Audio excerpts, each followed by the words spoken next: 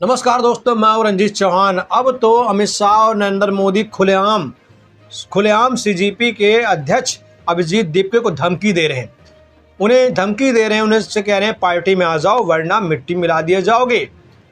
हम गुजराती भाऊ हैं, हम झुकते नहीं हैं, हम झुका देते हैं, हम लोगों को मिटा देते हैं। तुमने एक डायलॉग जो बोला था कि झुकती दुनिया झुकाने वाला चाहिए, तो आपको याद करना होगा, आपको पता होगा अभिजीत दीपके कि हम नरेंद्र मोदी और अमित शाह हैं। हम कभी झुकते नहीं किसी का आगे, अच्छे को झुका देते हैं। अभिजीत दीपके को धमकी दी गई। अभिजीत दीपके से कहा गया कि पार्टी में आ जाओ। अभिजीत दीपके को प्रलोभन दिया गया, पैसा, धन, ताकत, लोभ, लालच सब उनके सामने दिया गया और कहा कि पार्टी में आ जाओ। क्या मोदी जी इतना डर गए हैं? क्योंकि उन्हें पता है कि तख्ता पलट हो सकता है। यकीन ना आए तो मैं चाहता हूं कि ये रिपोर्ट आप देखिए। पहले ये रिपोर्ट देखिए, फिर हम आपको अभिजीत दीपके का वीडियो दिखाएंगे। अभिजीत दीपके को जो धमकी मिली वो वीडियो दिखाएंगे आपको। उससे पहले मैं चाहता हूं कि ये रिपोर्ट देखिए। देखिए, इस रिपोर्ट में साफ साफ लिखा हुआ है कि जैसे बांग्लादेश में तख्ता पलट हुआ है।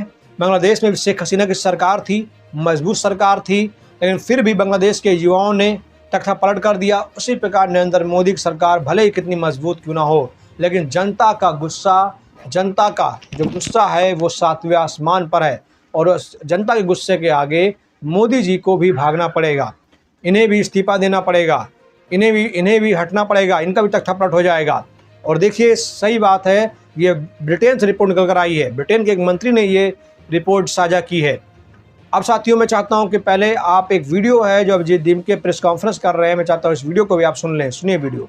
धमकियां बहुत मिली कि बीजेपी में आ जाओ, अच्छा रहेगा तुम्हारे लिए, तुम्हारे परिवार के लिए। तो मुझे तो मतलब बहुत शर्म आती है कि इतने बड़े प्रधानमंत्री, इतने बड़े अमित शाह, उनके पोते की उम्र का मैं हूँ, उनके पोते की उम्र के बच्चों को इस तरह की धमकियां देते हैं। मतलब क्या फायदा तुम्हारे इतने बड़े प्रधानमंत्री या गृह मंत्री होने का, अगर तुम्हें बच्चों को इस तरह की धमकियां देनी पड़ती है। सुन लिया आपने वीडियो, सुना आपने। अभिजीत दीपके खुद कह रहे हैं कि हमको धमकियां मिल रही हैं, हमसे कहा जा रहा है पार्टी में आ जाओ, परिवार को हम बर्बाद कर देंगे, परिवार को सत्यानाश कर देंगे। कितनी ओछी राजनीति करेंगे शाह साहब, आप तो चाणक्य हैं। मोदी जी तो महामानव हैं, विश्वगुरु हैं।